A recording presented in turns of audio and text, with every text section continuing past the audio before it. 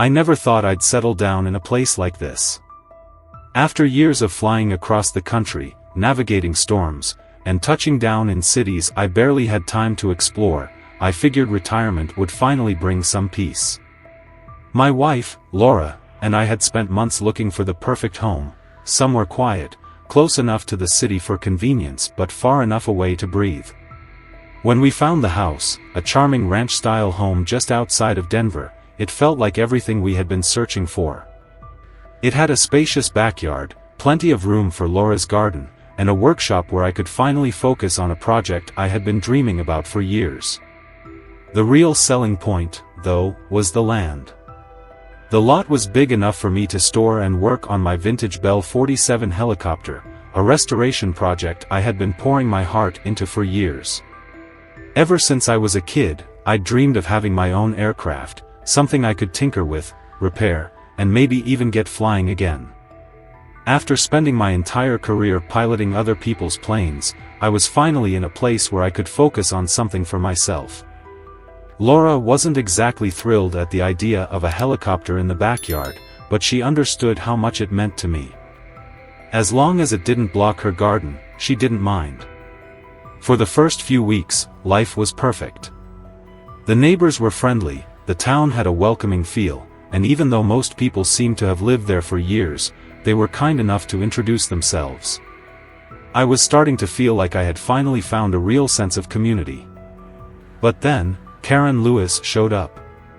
It was a warm afternoon, and I was in the yard, wiping grease off my hands after adjusting a few parts on the Bell 47. That's when I noticed her, a middle-aged woman standing on the sidewalk, arms crossed, eyes narrowed at my helicopter. She wasn't just passing by. She was watching me, assessing me like I was some kind of problem that needed to be handled. After a few minutes, she made her way toward me, her steps brisk and purposeful. I dropped my rag and stepped forward, offering a friendly nod. "Hey there, I'm Jack. Can I help you with something?" She didn't respond right away. Instead, she let her gaze drift over my helicopter again before finally looking at me. "Karen Lewis," she said, her voice clipped and authoritative. "I live down the street." I extended a hand, but she didn't take it. Instead, she exhaled sharply, glancing back at the Bell 47. "That's quite the machine you've got there. Are you planning to keep it here long-term?" The way she said it, polite on the surface but with an edge underneath, immediately put me on guard. "Yeah, it's mine. I've been restoring it for a while, and I plan to keep it here." She frowned, shifting her weight onto one hip. "You should know we have certain standards in this neighborhood. It's important that every home maintains a cohesive aesthetic." I raised an eyebrow. "It's in my backyard, not on the front lawn. No one's going to see it unless they come through my gate." Her lips thinned, and she crossed her arms tighter. "I'm just saying, you might want to reconsider. It's not exactly in line with our community's values." I was starting to get irritated now. I had worked my entire life to finally be able to enjoy my property the way I wanted. "Look, it's not hurting anyone, and I have the space for it. I'm not moving it anytime soon." She sighed like she was dealing with a difficult child. "I'll make sure the HOA knows about it. Don't be surprised if you hear from them soon." With that, she turned on her heel and walked off, leaving me standing there, stunned. That night at dinner, I told Laura about my conversation with Karen. She raised an eyebrow but shrugged it off. "We're not doing anything wrong. Let her complain if she wants." I nodded, but something about the way Karen had spoken stuck with me. She had been too quick to judge, too quick to assume I didn't belong. And deep down, I knew, this wasn't the last I'd hear from her. Jack tossed the HOA violation letter onto the kitchen counter, shaking his head as he poured himself a cup of coffee. The notice was polite on the surface, but the meaning was clear. Karen wasn't backing down. His helicopter, his own personal property, tucked away in his backyard, was now officially labeled as a community concern. Laura skimmed the letter over his shoulder. They're calling it a visual disruption? Seriously? It's behind a fence, she scoffed, setting down her coffee with a little too much force. She's trying to push me out, Jack muttered. But I've dealt with worse than HOA bullies. The next morning, Jack arrived at the HOA meeting, hoping to set the record straight. The community center was packed with neighbors, most of whom nodded along obediently as Karen stood at the podium, rattling off updates about lawn maintenance and parking restrictions. Then, her gaze landed on him. We've had reports of certain unapproved structures and vehicles that do not align with the neighborhood aesthetic, Karen announced, her tone sharp but carefully controlled.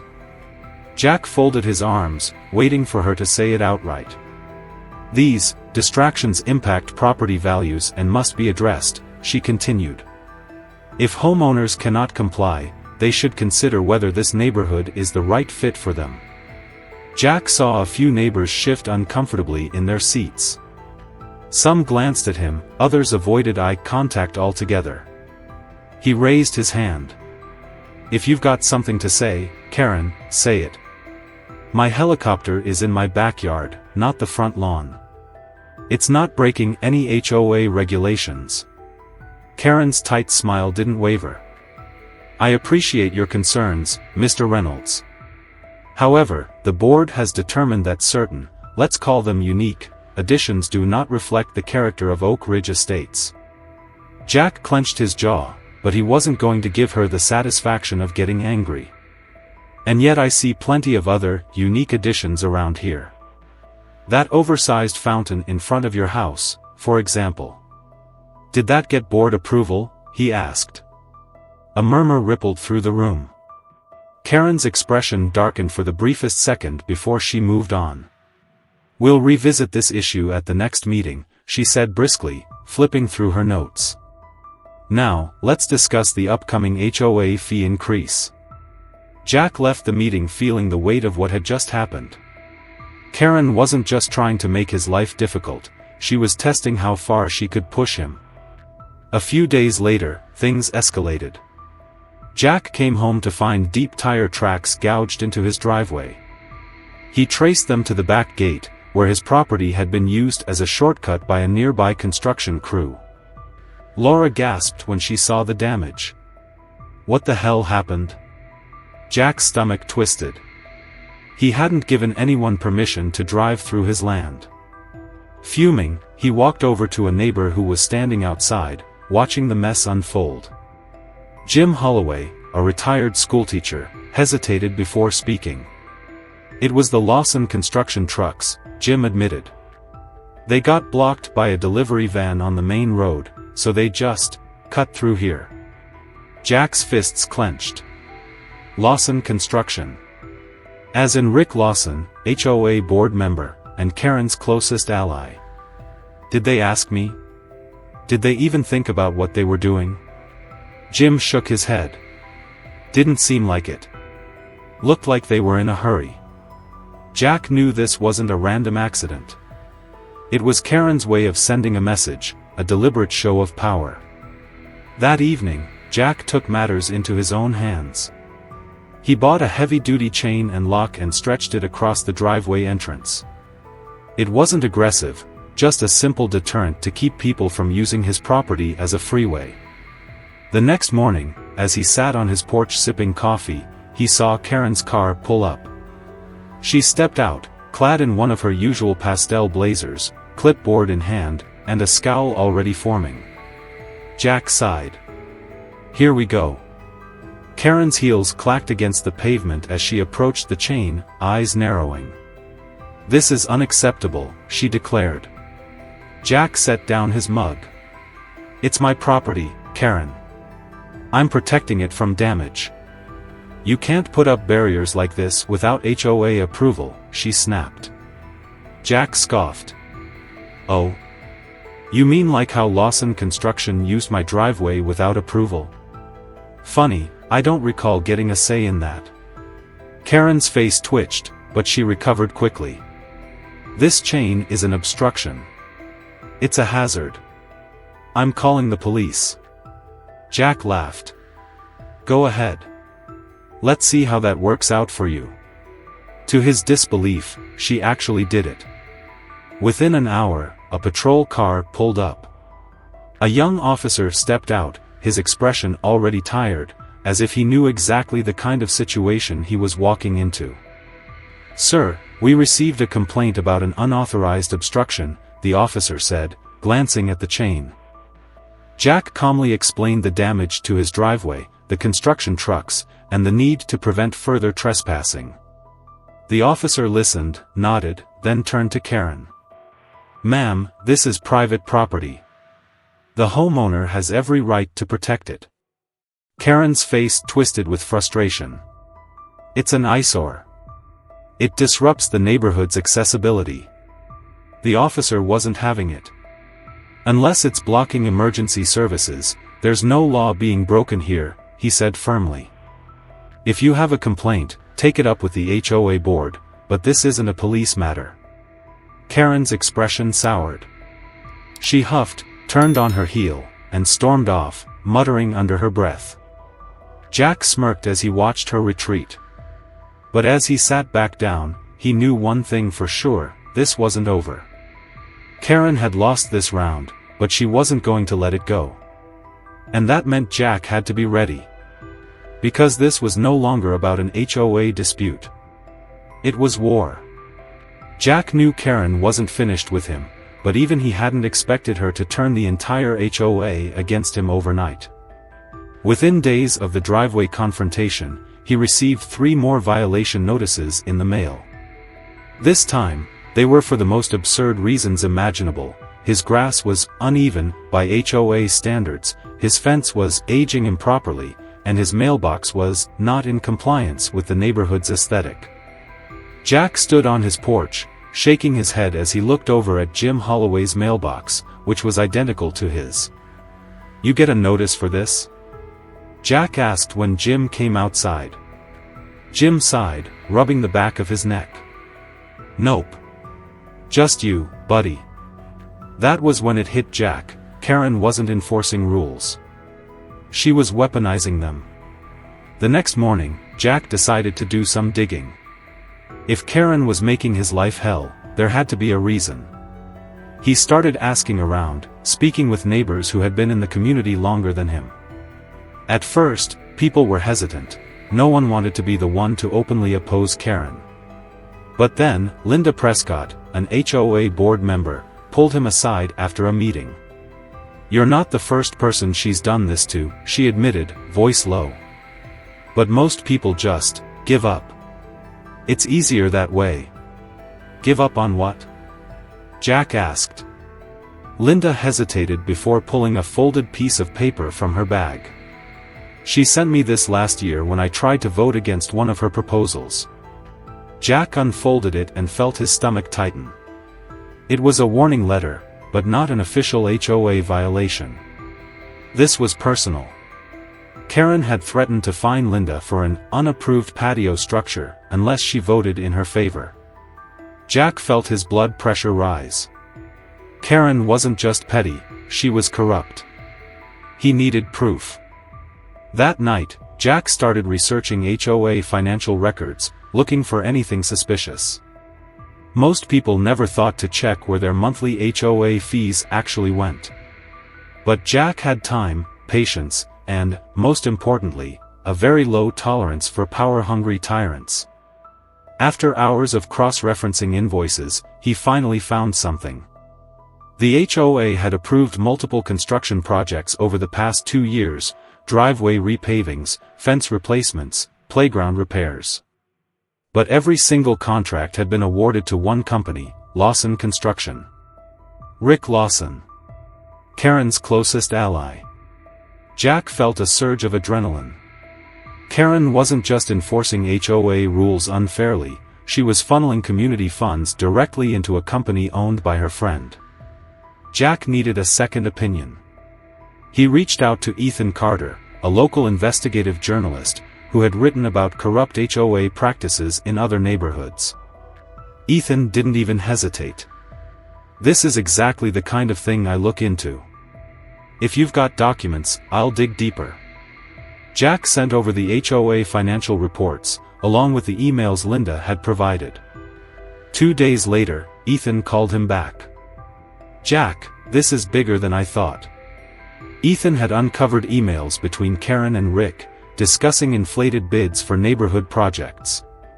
The invoices showed construction costs that were nearly double the market rate, and the payments always came directly from HOA funds.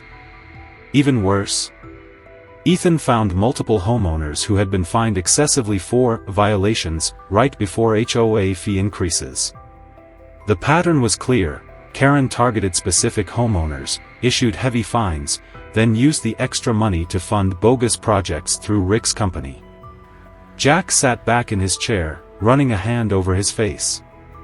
This wasn't just about a helicopter anymore. Karen had turned the HOA into her personal money machine. And now, Jack had the proof to take her down. Ethan grinned through the phone. "You ready to make her famous?" "Because I'm about to publish this story." Jack smiled for the first time in weeks. "Let's do it." The next morning, the headline spread like wildfire.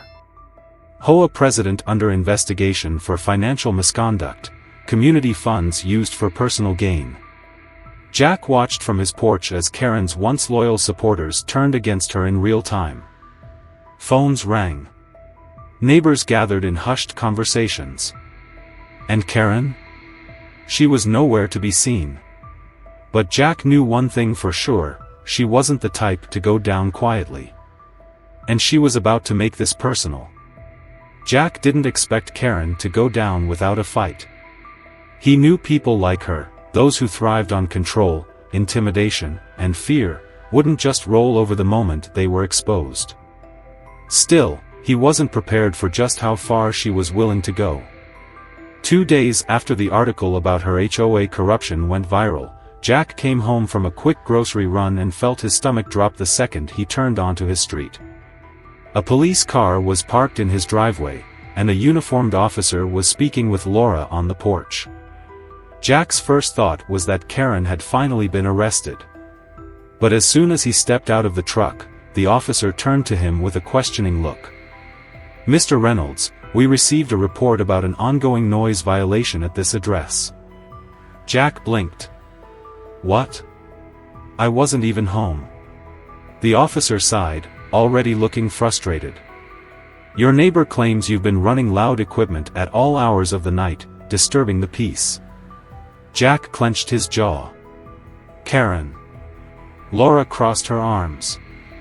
"We don't even own loud equipment. Unless you count my blender." The officer glanced at his notes before shaking his head. "We get these kinds of calls sometimes. Seems like more of a personal dispute than an actual violation. We won't take further action, but I'd recommend keeping records in case this escalates." Jack thanked him, but his mind was already racing. Karen wasn't just retaliating, she was trying to build a case against him. And she wasn't done. The next morning, Jack went out to check his helicopter and froze in place. The instrument panel had been smashed. Not just damaged, destroyed. Someone had taken a blunt object and beaten the controls to the point where they were completely unusable. Scratches lined the side of the frame, deep enough to carve into the paint. Jack's blood ran cold as he pulled up his security camera footage. There it was. Tom Lewis. Karen's husband, sneaking through the fence in the dead of night, a metal tool in hand. He worked fast, swinging hard, cracking the glass, ripping out wiring before disappearing into the darkness. Jack took a slow breath, forcing himself to stay calm. This was criminal. Vandalism. Destruction of property. They had just crossed the line. He immediately reported it to the police, sending them the footage, timestamps, and security logs. Karen, of course, had an excuse ready the moment the cops came knocking. "That video is inconclusive," she argued. "My husband would never do something like that. Besides, anyone could have tampered with the footage." Jack watched as Tom stood beside her, silent, shifting uncomfortably. The police couldn't make an arrest, not yet, but they issued a formal report and warned Karen and Tom that any further incidents would escalate the charges. Jack thought that might slow her down. He was wrong. A week later, he woke up to sirens. The glow outside his bedroom window wasn't the sunrise. It was fire. Jack bolted out of bed, heart pounding as he threw open the back door. His garage was engulfed in flames. Laura ran out behind him, gasping. "Oh my God, Jack, the helicopter." Jack barely heard her as he grabbed the hose, spraying down the grass to keep the fire from spreading. Within minutes, the fire department arrived, dousing the flames before they could consume everything. But the damage was done. Jack stared at the blackened shell of his garage, his hands clenched into fists. His helicopter, his passion project, the thing he had spent years restoring, was nothing but scorched metal and shattered glass. The fire marshal inspected the scene, then turned to Jack with a grim expression. "This wasn't an accident," he said. "We found accelerants near the structure. Someone did this on purpose." Jack's vision tunneled. Karen. But she had planned ahead. An hour after the fire was extinguished, Jack got a call from his insurance company. "Mr. Reynolds, we've received an anonymous tip that suggests this fire may have been intentionally set by the homeowner. Because of this, we'll need to conduct an extended investigation before approving your claim." Jack almost crushed his phone in his grip. She had actually tried to frame him. She was trying to ruin him financially, destroy his property, and turn the system against him. That was the moment Jack knew, this wasn't just about an HOA dispute anymore. Karen had declared war. And Jack was going to make her regret it. Jack had never been the kind of man to back down from a fight, but this wasn't just about him anymore. Karen had tried to ruin his reputation, sabotage his property, and even burn down his garage. She had manipulated the system, twisted HOA rules to her advantage, and used intimidation to silence anyone who stood in her way. But she had underestimated one thing: Jack wasn't scared of her. With the help of Ethan Carter, the journalist who had exposed Karen's financial corruption, Jack compiled every piece of evidence he had: the falsified noise complaints, the security footage of Tom vandalizing his helicopter, the arson report, and the anonymous tip to the insurance company that conveniently delayed his claim. It was all connected, and now it was time to show the entire neighborhood exactly who had been running their HOA.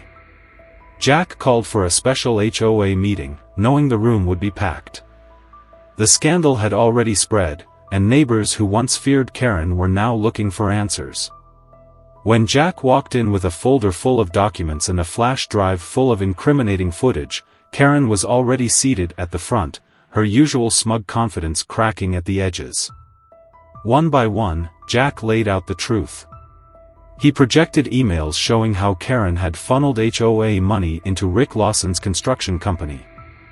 He played video evidence of Tom sneaking into Jack's backyard to sabotage the helicopter. He showed the fire report proving the blaze had been intentionally set, and then, as a final blow, revealed a subpoena from the local police department, officially launching a criminal investigation into Karen and Tom. The room fell silent. Karen's face drained of color.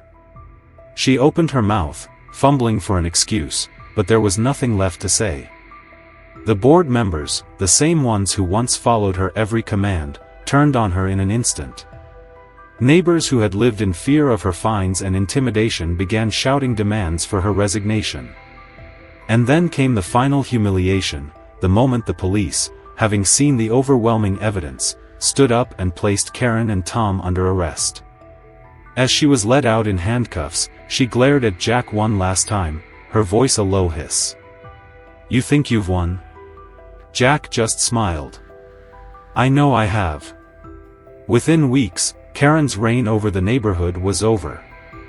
The HOA was restructured, new leadership was put in place, and her shady contracts were dismantled. As for Jack, his insurance claim was finally approved, and he had already started planning a new and improved helicopter restoration. One afternoon, as he sat on his porch with Laura, watching Karen's house get listed for sale, he couldn't help but chuckle. "Remember when she said I didn't belong here?" Laura smirked. "Yeah. Looks like she was the one who didn't fit in after all." As Karen's moving truck pulled away, Jack felt a deep sense of satisfaction. He had stood his ground, exposed a fraud, and fought back against an HOA dictator who thought she was untouchable. But looking around at his newly freed neighborhood, he couldn't help but wonder how many other people across the country were dealing with an HOA Karen just like her. Have you ever felt powerless against HOA or Karen rules? Share your experiences below. Let's see who had it worse.